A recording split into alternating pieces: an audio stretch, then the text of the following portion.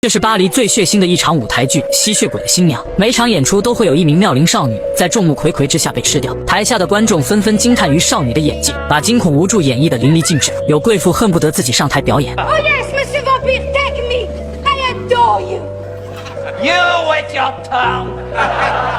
只有同为吸血鬼的路易清楚，台上除了被抓的美少女，就没有一个是活人，都是修行了100年甚至1000年的老吸血鬼。吸血鬼装成人在扮演吸血鬼，非常前卫的生存方式，不仅能光明正大的吃人，还能赚得盆满钵满。路易在变成吸血鬼前，曾是新奥尔良的庄园主，因为妻子死于难产，痛不欲生的他终日沉迷于酒色，变得麻木不仁，犹如行尸走肉，更是一心求死。这反而引起了吸血鬼莱斯特的兴趣，他暗中跟踪路易，并在居心叵测的皮条客手里救下了他。路易没有得到死神的眷顾，回应他的是吸血鬼的拥抱。在莱斯特的诱惑下，路易接受了转化。莱斯特贴心的让他与日出告别，享受灿烂的破晓。入夜后，神出鬼没的莱斯特一口咬在路易的颈动脉上。原来只有被吸干鲜血的人，在弥留之际喝下吸血鬼的血，才能转化成吸血鬼。路易被抽干鲜血后，贪婪的吸食莱斯特的鲜血。只见莱斯特满脸痛苦，转化同类亦需要付出代价。随后，路易满脸涨红，痛苦万分。当他完成蜕变后，犹如打开了新世界的大门，就好比所有谜题迎刃而解，神明所见，凡人难明。路易就像新生儿一般，好奇地打量着4变又未变的世界。天马上就要亮了，而莱斯特早已给路易备好了棺材。再次入夜后，师徒俩一起狩猎酒馆里的妓女，路易不愿取其性命。莱斯特早就料到他会如此，所以他已经帮路易了结了妓女。路易闻言，顿感口中的鲜血变得苦涩无比，而莱斯塔丢下的2枚硬币更加刺痛他的神经，这是对生命的嘲笑和漠视。为了遮掩吸血鬼的身份，二人还得假装用餐。侍女见主人纹丝未动，关心地上前询问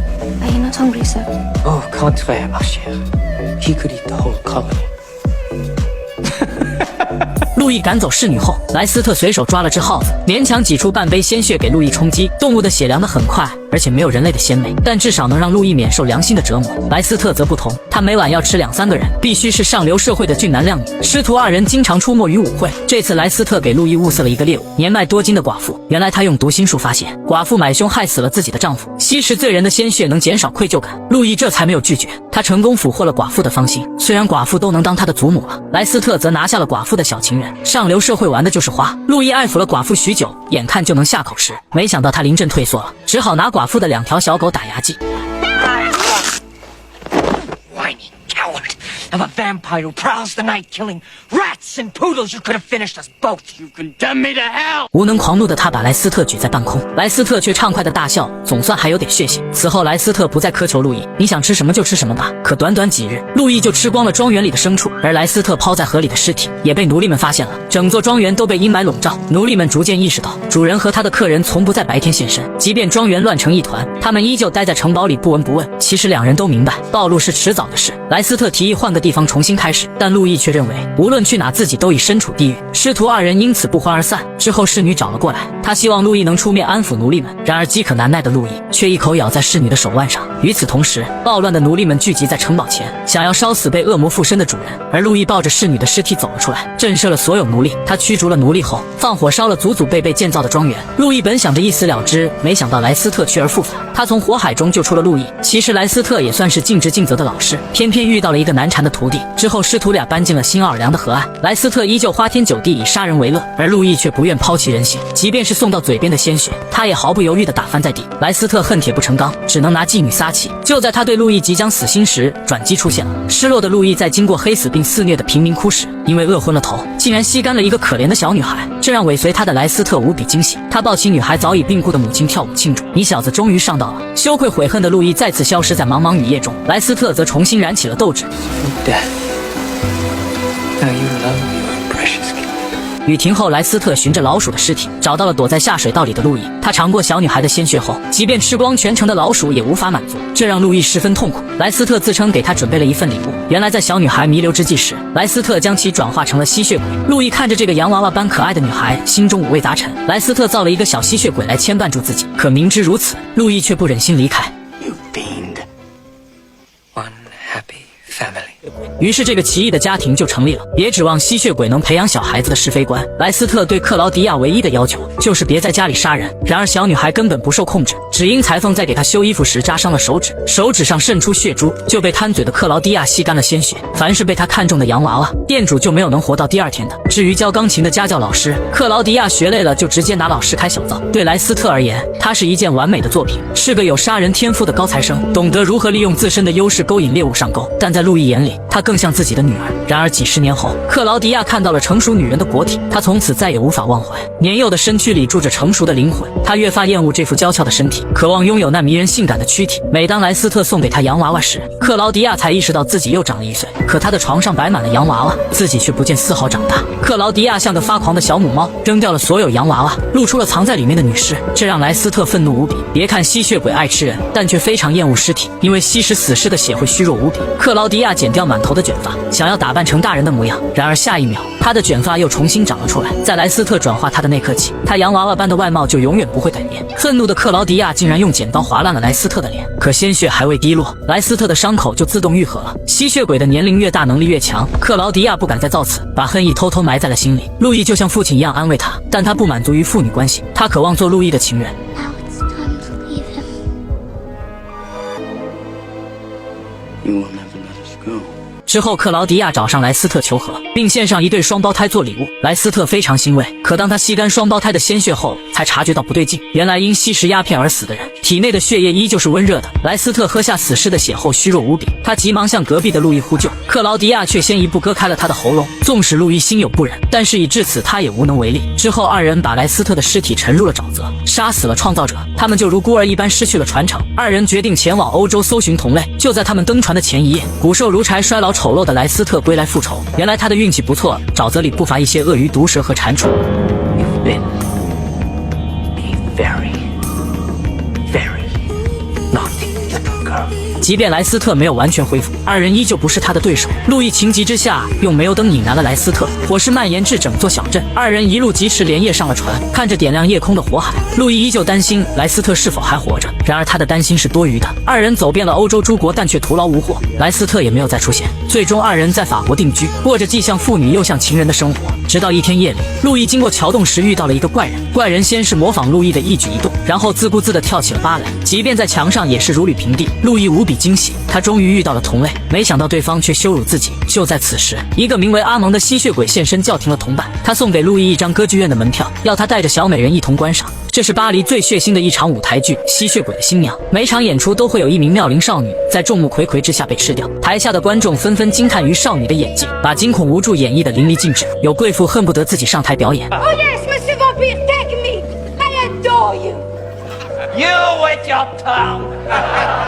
只有同为吸血鬼的路易清楚，台上除了被抓的美少女，就没有一个是活人，都是修行了100年甚至1000年的老吸血鬼。吸血鬼装成人在扮演吸血鬼，非常前卫的生存方式，不仅能光明正大的吃人，还能赚得盆满钵满。最后压轴的红衣吸血鬼阿曼德，便是这群小鬼的始祖。他品鉴完少女最鲜美的头口血后，将之抛给了饥肠辘辘的小鬼，小鬼们一拥而上，啃食美少女的胴体。本场演出也随之落幕。没有人知道幕布后残忍血腥的一幕。之后，始祖阿曼德率领他的一众门徒，隆重接待了路易和他的小情人。这2个来自漂亮国的吸血鬼，阿曼德甚至拿出他珍藏的人虫给路易品鉴。他第一眼就看出了路易的与众不同。路易依旧保留人性，对人类充满怜悯，而这座剧院的吸血鬼们早已腐朽不堪。阿曼德认为路易能带领他们进入新次元，与阿曼德的交流让路易对吸血鬼有了新的感悟。当阿曼德询问二人的创造者时，小情人克劳迪亚顿时紧张起来，因为二人的创作者已经被他们联手杀死了。离开时，路易内心无比愧疚，也许自己错怪了师傅莱斯特，没想到他的心声竟然被吸血鬼族群的2把手老桑听到了。吸血鬼的年龄越大，掌握的能力越多。老桑不但会飞，而且拥有读心术。他意味深长地提醒二人，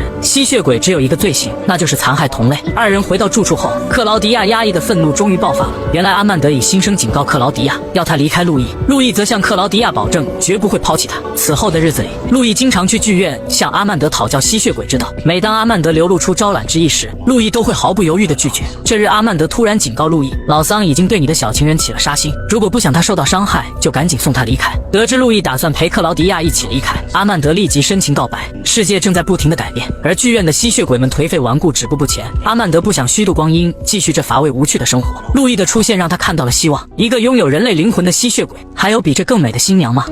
You are beautiful, my friend. 为了挽留路易，阿曼德毫无保留地传授他吸血鬼的知识。路易的内心也开始摇摆，而克劳迪亚看出了他的犹豫，所以他给自己寻觅了一个母亲，并要求路易将其转化。路易已经有了新的同伴，他不想沦为孤魂野鬼。You give her to me, Louis!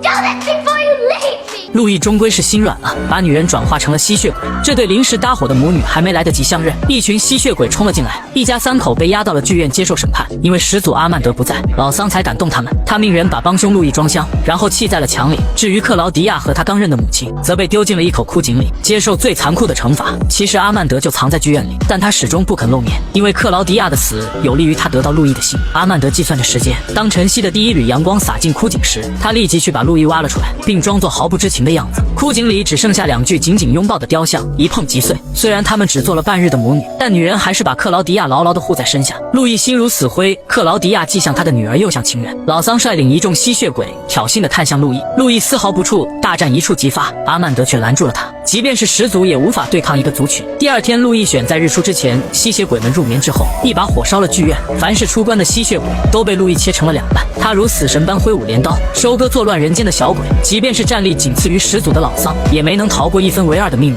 此时天已经微微亮，路易要么葬身火海，要么迎接太阳。千钧一发之际，阿曼德驾驶马车救下了路易。他本以为路易会死心塌地地追随自己，然而路易早就看透了他的虚伪，所以再一次拒绝了他。I died. No, you are dead. And you want me to quicken you once more.